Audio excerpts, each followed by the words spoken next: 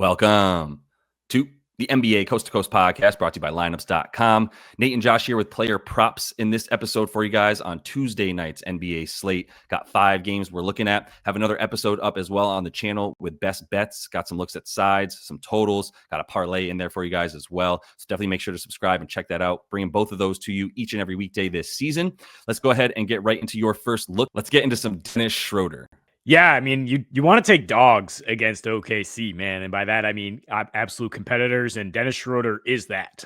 So I see the discount here for playing the best defense we've seen last year, but I mean they haven't been that quite yet so far, and they've got to be tired as hell, man. OKC now on a back-to-back have 2 double overtime games on their legs and several rotation guys out. If Chet is out on the back-to-back here, I mean, he was questionable last night. That is a huge boost here for Schroeder as far as getting in the paint and getting some stuff done here. Either way, I mean, he's just going to run the offense. He's immediately stepped in, and Sabonis has been like, fine, you drive the ship. I don't know where if Sabonis is just like, screw this with the Kings. But, I mean, he's been pretty passive in his 2 games back. The playing time is actually higher for Schroeder with him back. He has 23 more touches, team high 83 touches per game with Sabonis in there, most time of possession, and shooting really well on his drives, averaging 16 and 7.3 on 25% usage through 3 games here.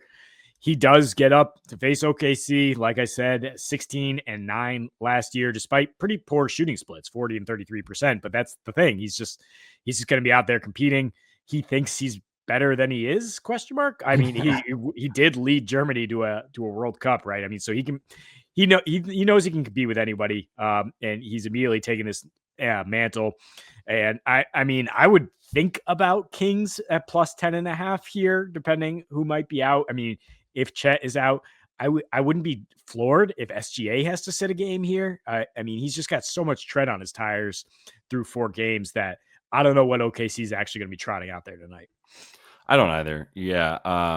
Love AJ Mitchell again. We talked about him on the show yesterday. He cashed. He's just a wagon.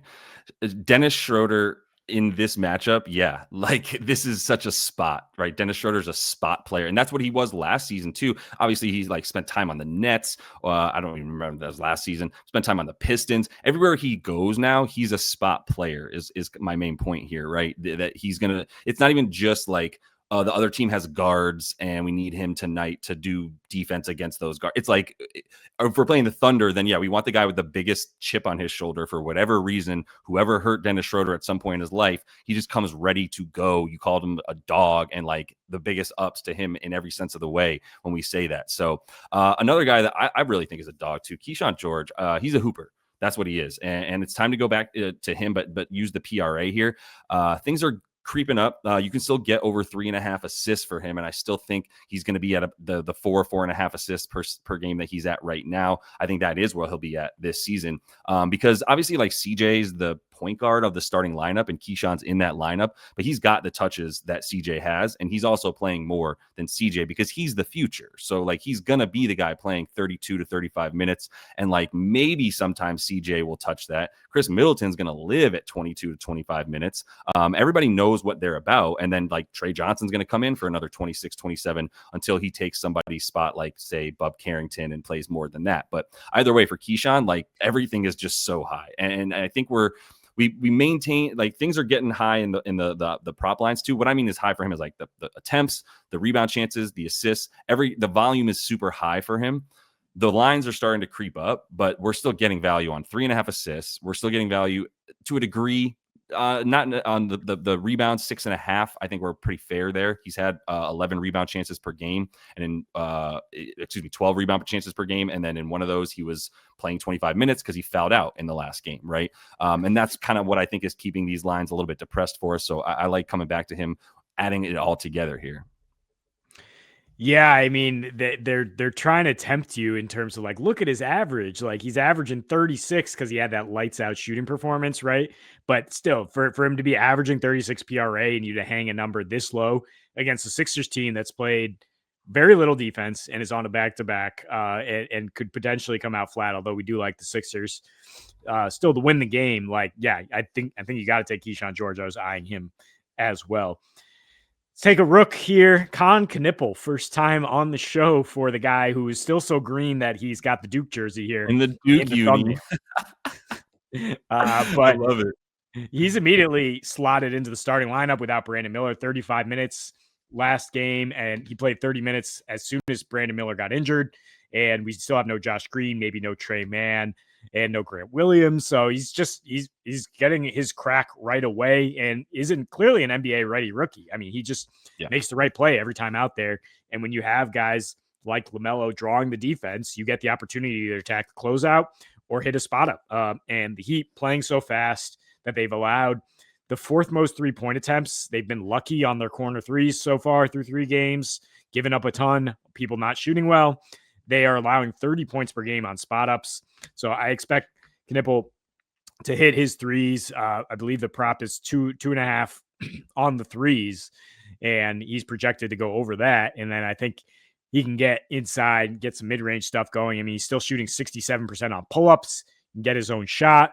And he's just been, pretty lights out, 67% on above the break threes, right? So that's pretty much the cap here, is like LaMelo's going to suck the defense in and get him open shots.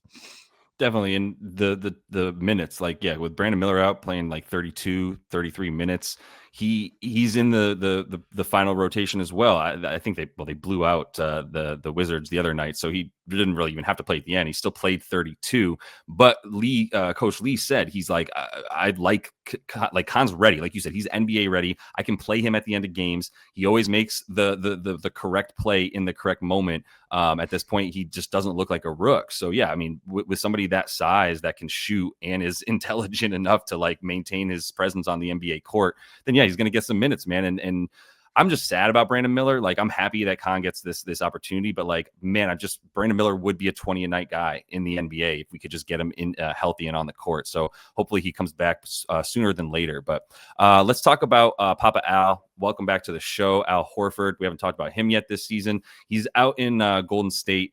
He did not play last night when they beat Memphis and sort of beat the tires off him. And then now he's coming back to play on the second night of the back-to-back, because he's never going to play 2 nights in a row this season. We know that. It's not just that he's coming back and he's going to get minutes tonight that I like. I'm spotting him in these moments where he's playing teams that have very good bigs. Right. So I took him against Denver, thinking he's going to play at least 20 to 25 minutes in that game. He was at about 12.5 PRA. I believe he's going to open here at about 13.5 PRA in this one. Just with the fact that maybe Jimmy doesn't go, or somebody, after the Dubs had Steph in there with 5 minutes left as they were, still up by like 15, 16 last night against Memphis. So I don't know if that was because he's not going to play tonight and they're like, it's fine. Like, we'll just keep him out there tonight because we're not, whatever it is. I know Al's going to play against a big team like the Clippers, right? And so we're going to talk about Zubac. Brooke Lopez is the backup center now. And then also we've got obviously Kawhi, Derrick Jones Jr., John Collins. This is a big team, right? And so this is going to be where Al plays 22, 25 minutes in that range. And that's where he ceilings out. But he's still going to be involved enough. He's going to be available for those spot ups against the Clippers, who I'm not ready to say like they're not that good yet. They play underwhelmingly so far. The defense is what you're like, when you guys need to get your defense together if you're going to be the Clippers of last season. Maybe, I guess, some more Chris Dunn minutes. Either way, for Al Horford, I love him at the 22, 25 minutes and more of like a 15, 16 PRA projection. Yeah, and as long as he's coming off the bench, he's probably going to be sharing, matching up against Brooke Lopez, who is Mr. Drop Defense, right? Who's going to give him those open threes. True. Not really comfortable closing out at the 3-point line. So that's where the points would come from for Papa Al. But I mean, he's also a good contributor with the other 2 stats. Yeah, you're right. If you were going to take just points, I would probably be going threes in this matchup, especially to the point you're making there. So that is all the time we have for you guys in this one. Make sure you do subscribe. Check out the best bets. We've got some sides, totals, and some parlay in there as well for you. And then we'll be back the rest of the week with both of these episodes. So until we see you next, happy betting.